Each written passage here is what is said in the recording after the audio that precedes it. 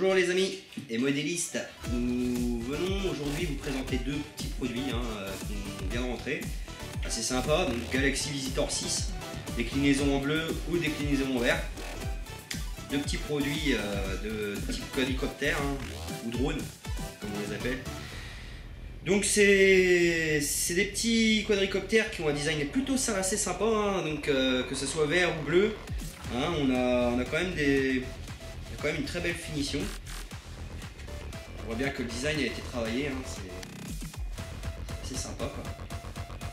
On a sur ces produits là donc 4 micromoteurs qui vous permettront de propulser l'appareil dans les airs.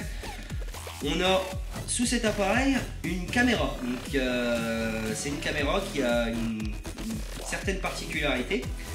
Déjà elle a une optique grand angle, c'est un angle qui se rapproche des 120 degrés je crois il me semble. Alors, on avait dû faire le test, là c'est du 120. Donc optique grand angle. On a la retransmission donc, qui se fait directement sur un téléphone portable ou une tablette, une petite tablette. Et donc on a un nécessaire qui est fourni avec la radio donc, que je vais vous présenter ici. Donc c'est cette partie là, donc la partie amovible que j'ai ici, donc, qui vient se mettre directement au niveau de l'antenne. Et en fait ça vous permet d'adapter un portable avec toujours un système de contre-jour pour que vous puissiez suivre en direct vos vols dans les airs. C'est plutôt sympa, Donc c'est une radiocommande qui est assez basique, standard. On a des fonctions donc habituelles, trimmer, là on a l'allumage, voilà. Je vais pas la mettre en allumage maintenant. C'est un mode 2, alors on vous explique vite fait parce qu'on n'en a jamais trop parlé. Le mode 2 en fait fait que vous avez donc tous les gaz, les gaz sont à gauche. Et vous avez donc tout ce qui est directionnel à droite. Vous avez la rotation qui s'effectue aussi à gauche. Donc voilà. Là c'est la translation. Là c'est avancer, reculer. Là on est sur la rotation. Et là on est sur les gaz, le manche des gaz. Donc vous verrez sur le manche des gaz, généralement quand on est en mode 2, on n'a pas de retour de force, contrairement à la molette, au manche de direction. Lui il revient en position de 3. Donc voilà. Donc on peut déclencher la caméra, donc voilà, là on a le bouton vidéo on picture, donc c'est pour mettre en route la vidéo. On peut aussi prendre des photos, donc pour les photos c'est 2 secondes appuyées, hop on prend une photo. Pour la vidéo on déclenche une fois, ça prend en vidéo et on éteint. De toute façon là, ce qui est plutôt pas mal c'est qu'on a la retransmission, donc on voit ce qu'on fait. Il y a une application à télécharger directement sur smartphone ou sur Apple, donc c'est plutôt sympa quoi. Vous prenez un système Android, il a sa propre application, et tout ce qui est Apple Store, c'est pareil, l'application qui fournit gratuitement aussi. On a la fonction flip qui se trouve ici. Donc ça c'est toujours pareil, après c'est à bon utilisateur, enfin c'est à chaque utilisateur, c'est propre à chaque utilisateur. Ça veut dire qu'il y a des utilisateurs qui vont acheter des drones de ce type là pour faire de la vidéo, et il y a des utilisateurs qui vont prendre ça pour faire de la vitesse. Ça dépend ce qu'ils veulent, ça dépend ce qu'ils veulent faire. Il y en a qui vont faire des acrobaties avec. Après, libre choix, faire ce qu'on veut quoi. On va essayer de vous présenter un petit peu un produit en vol. Prendre le vert. Donc là, la LED nous indique que l'appareil cherche la connexion. Donc, c'est pour vous montrer un petit peu. Quand on l'a allumé, voilà, la première fois, vous avez une LED ici qui s'allume, une LED ici qui s'allume. Les deux autres ne s'allument pas, c'est pas grave. Ne stressez pas dès que vous l'avez reçu. Ça va s'allumer quand vous l'aurez connecté. On y va. Donc là, on va prendre celui-ci. On va essayer de faire un petit test vidéo sans trop le brusquer. Parce que là, on est quand même dans un milieu restreint. Moi, je vais peut-être retirer le système FPV. Parce que nous, ça m'intéresse pas trop. Là, je vais commencer à en lire. À la limite, peut-être dans une prochaine vidéo, on montrera un peu comment ça fonctionne. Mais bon, là, ce que je veux vraiment vous montrer, c'est un petit peu comment le produit réagit par rapport à tout ça. Donc, on va l'éteindre. On est toujours sur le système classique, 2 secondes vers le haut, ça on vous l'a déjà très bien expliqué sur d'autres vidéos. On rabaisse le gaz, d'accord, et un petit coup de gaz, et normalement là on est parti. Voilà.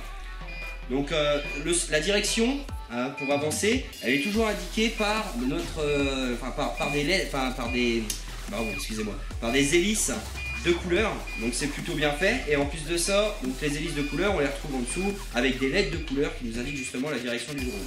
Donc on va y aller là, on va essayer, hein, on va essayer de rien bousculer, rien casser parce que c'est vraiment pas le but aujourd'hui. Hein. Bon, il va. Donc il réagit plutôt bien hein, en comportement. Oui.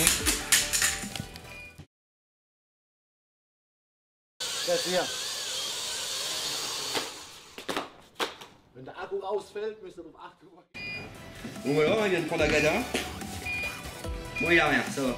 Bon, excusez-moi, je suis pas un grand pilote, c'est pas moi qui fais les vidéos ici, c'est mon acolyte Jonathan d'habitude est beaucoup plus doué que moi. Hein. Donc là, on va le faire, on va y aller un peu plus brusquement peut-être aussi. Hein, parce que ça va pas gérer quoi. Donc en vol, c'est plutôt pas mal, hein, ça reste assez stable. Hein. Ouais, j'ai peur d'envoyer un peu trop de pâté, mais de toute façon on lit. Mais bon, c'est sympa quoi.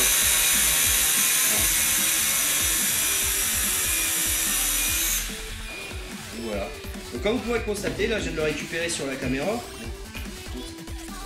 Donc là la caméra en fait si vous préférez, on va dire qu'il y a un petit système anti-vibration qui est en dessous. Hein. Donc elle est collée directement via une mousse en fait sur l'appareil. Moi je conseille pour ceux qui veulent vraiment plus de sécurité peut-être de remettre un petit liseré autour pour bien la fixer hein, parce qu'on ne sait jamais ce qui peut se passer en vol. On est toujours maître à bord, mais on n'est jamais sûr de ce qui peut se passer en vol. Hein. Il peut y avoir n'importe quoi, un coup de zef, un coup de vent. Et puis hop, l'appareil il se retourne et puis la caméra elle s'en va. Donc c'est quand même, il vaut mieux la fixer correctement.